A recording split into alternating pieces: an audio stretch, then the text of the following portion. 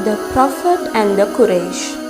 Since the Prophet Muhammad ﷺ began his preaching among the public and calling them towards Islam, the Quraysh employed various methods to oppose him.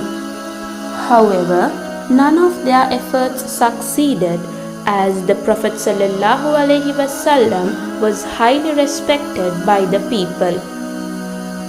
Additionally, it was difficult for the Quraysh to directly confront Abu Talib, the most revered leader among them, because the Prophet Muhammad ﷺ was under his protection.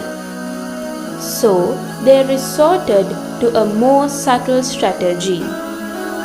They decided to negotiate with Abu Talib, who had steadfastly supported the Prophet Muhammad ﷺ in an attempt to persuade him to comply with their demands.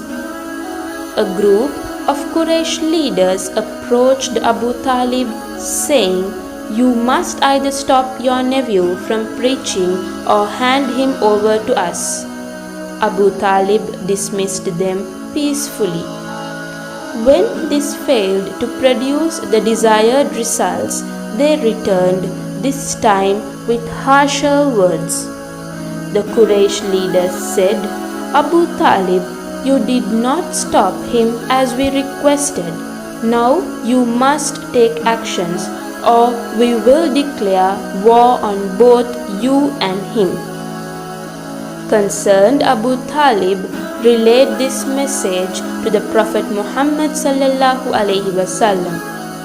In response, the Prophet firmly stated, "Even if they placed the sun in my right hand and the moon in my left, I would not abandon my mission." He then left, visibly moved but unwavering in his resolve. Having failed once again, the Quraysh devised another plan.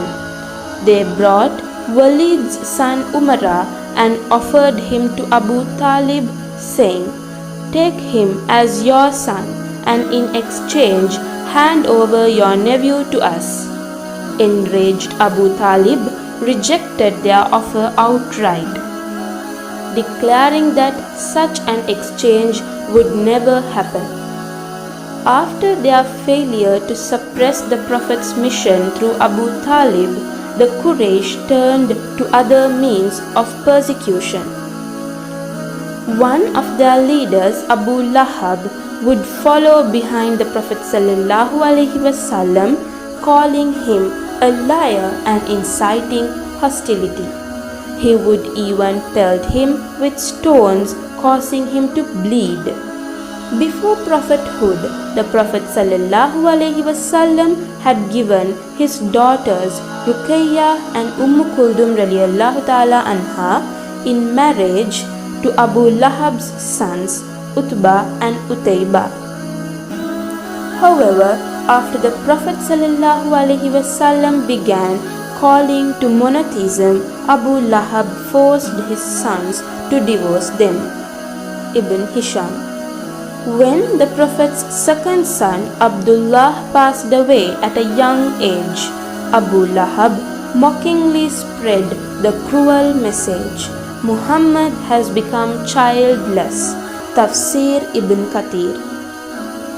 Jamil, Abu Lahab's wife and the sister of Abu Sufyan, was equally relentless in her hostility. She would scatter thorns along the Prophet's path and even at his doorstep.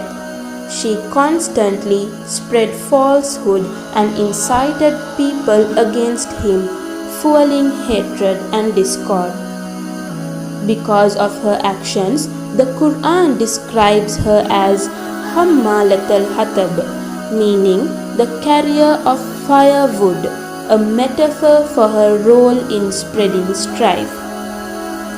Similarly, Abu Jahl, a close associate of Abu Lahab, was among the most notorious persecutors of the Prophet ﷺ.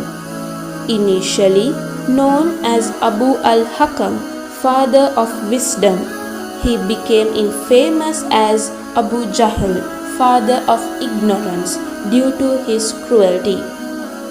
Not only did he personally torment the Prophet ﷺ, but he also encouraged others to do the same. Thus, the Quraish, who claimed to be the custodians of the sacred land, inflicted immense injustice and cruelty upon the final messenger Muhammad ﷺ throughout his mission. Yet, despite all their oppression, the Prophet remained steadfast and successfully fulfilled his divine duty.